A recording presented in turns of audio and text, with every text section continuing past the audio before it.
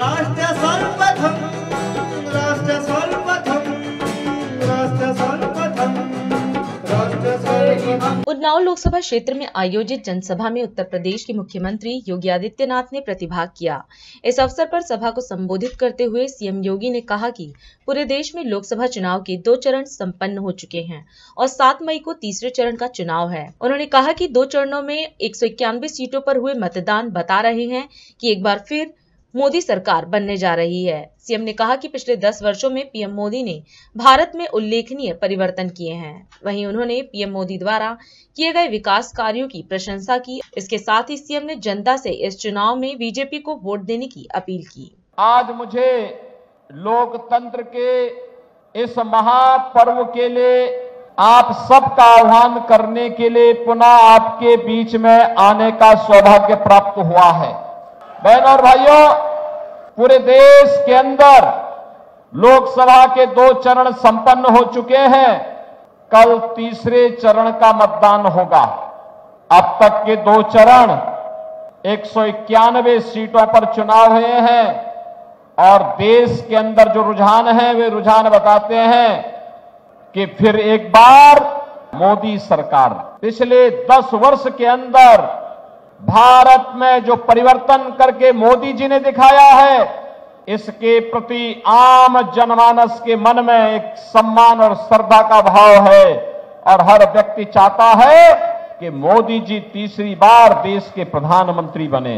बहनों और भाइयों, देश के अंदर भारत का वैश्विक मंच पर सम्मान दिलाने का मामला हो या देश की सीमाओं को सुरक्षित करने का, देश के अंदर आतंकवाद और नक्सलवाद की समस्या का समाधान करने का हो, या फिर बड़े बड़े विकास के परियोजनाओं को आगे बढ़ाने का, गरीब कल्याणकारी योजनाओं की तो कोई गिनती ही नहीं। बहनों और भाइयों, याद करिए 2014 के पहले गरीब भूख से मरता था, कोई पुरसा हाल नहीं था।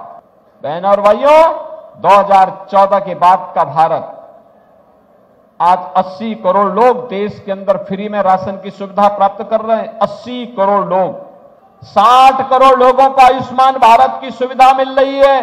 50 करोड़ लोगों के जनधन अकाउंट खुल गए। अगर ये 60 करोड़ लोग जिन्हें आयुष्मान भारत की सुविधा प्राप्त हो रही है, इनमें से या इसके पर अगर कोई अन्य व्यक्ति, कभी उसके परिवार में कोई बीमार होता है, सुविधा नहीं, उसके पास इतना साधन नहीं, अगर वह हमारा विधायक या सांसद या कोई पदाधिकारी या वह पीड़ित भी अगर मुझे पत्र भेज देता है तो हम उसके खाते में सीधे पैसा भेजते हैं, क्योंकि मोदी जी ने अकाउंट खोल दिया है और पैसा भेज करके हम उसे कहते हैं निश्चिंत होकर के अपना उपचार कराओ। जब सरकार साथ में खड़ी है तो चिंता की कोई बात नहीं। बहनों और भाइयों, किसान सम्मान निधि प्राप्त कर रहा है। 2014 के पहले किसान आत्महत्या करता था, नौजवान पलायन करता था। आपने देखा होगा कि अकेले उत्तर प्रदेश में हम लोगों ने 6.5 लाख नौजवानों को सरकारी नौकरी दी। 61 लाख नौजवानों को निजी क्षेत्र में हुए निवेश में नौकरी की सुविधा प्रदान कराई। 2.25 करोड़ हस्तशिल्पी, कारीगर और स्टार्टअप स्थापित करने वाले नौजवानों को और उद्यमियों को हम लोगों ने स्वतः रोजगार के साथ जोड़ने का काम किया और प्रधानमंत्री मोदी जी के नेतृत्व में विगत 1 वर्ष में भारत सरकार ने 10 लाख युवकों को नौकरी उपलब्ध कराने का काम किया है। बहनों और भाइयों, आज नौजवानों के लिए नई नई योजना, प्रधानमंत्री स्टार्टअप की योजना, प्रधानमंत्री स्टैंड अप की योजना, प्रधानमंत्री मुद्रा की योजना, और इसीलिए चुनाव के लिए हम लोग आए हैं।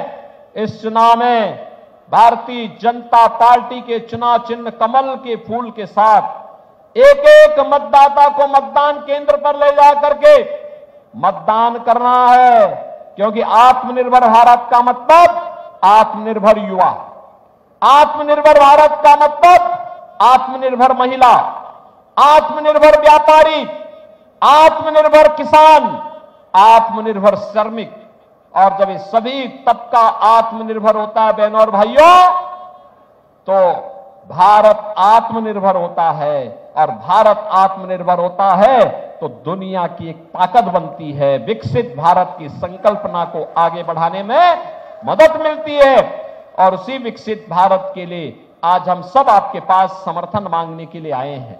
आप सभी कमल चुनाव चिन्ह पर यहां से बाबा को चुनाव जिता के भेजेंगे ना? राष्ट्र सर्वप्रथम